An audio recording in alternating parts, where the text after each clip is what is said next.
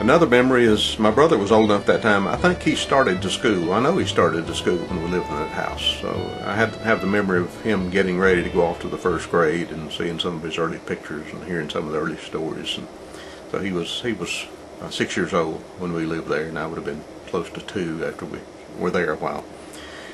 And in the front part of the house there was a huge rose bush.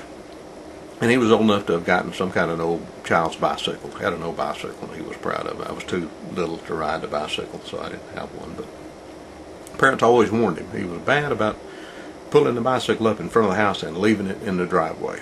And they warned him about that. Don't do that. One of these days somebody will run over the bicycle. And another thing they warning him about was riding the bicycle close to the big rose bush, which was at the front of the house. And both things happened. Both prophecies came true.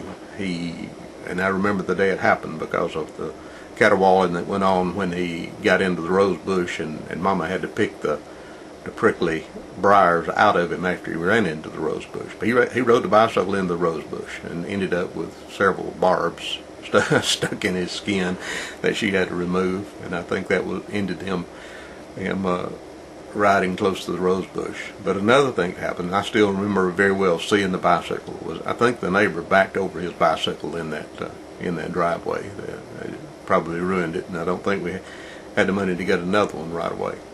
So it's funny how those things stick in your head. And but those are my memories of being there. And there's one more. Well, there's several more, but I'm going to tell one more. I was old enough to try to help my mother. As I said, we had no indoor toilet, no running water in the house. In those days, people had wells. And this house, being a church, didn't even have a well. Nobody had ever dug a well at the church, and when it turned into the house, there was no well. But there was a friendly neighbor, a good neighbor next door, and back behind their house, they had a large, what you would imagine would be an old southern well. I think it had a cover over it, and it was well done.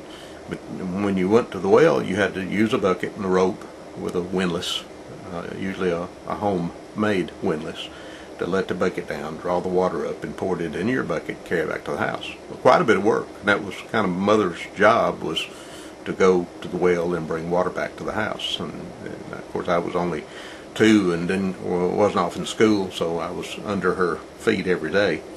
But I remember one of my favorite things was going with her to that well. I guess that was a big deal to help bring back water in the bucket. And I think maybe she even had me a little small lard can or something like that I could help carry water back from the well when I wanted to, because I couldn't have carried very much being that size. But Mother warned me, and what she warned me about was running ahead. And I was excited, and I was going to run and get to the well first, and I was going to run back to the house first. You know, imagine a 2-year-old.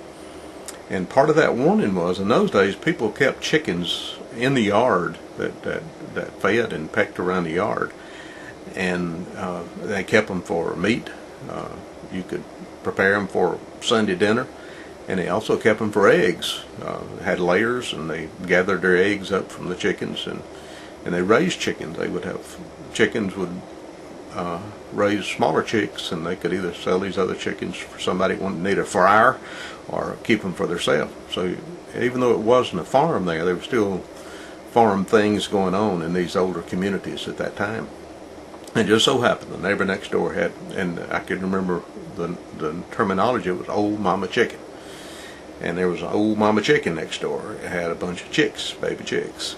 And if you have never been around an old mama chicken, they are very, very protective of their chicks. As a matter of fact, they have a method of protecting those chicks, which is pecking and clawing with their sharp feet, their nails on their sharp feet.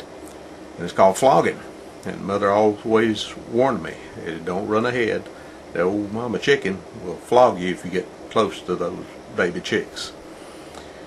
So sure enough, one day we'd gone off to the well, and I'd run ahead coming back, not listening to what she was saying. Rounded the corner of the old house and just about ran over the baby chicks. And right there beside the baby chicks was the old mama chicken. And the old mama chicken was upset. And this young man got the first flogging of his life, and I still remember that. And I think she pecked and bit enough to bring the blood, but not any permanent damage, and it just terrified me. And I think I was afraid of chickens for a long time after that one.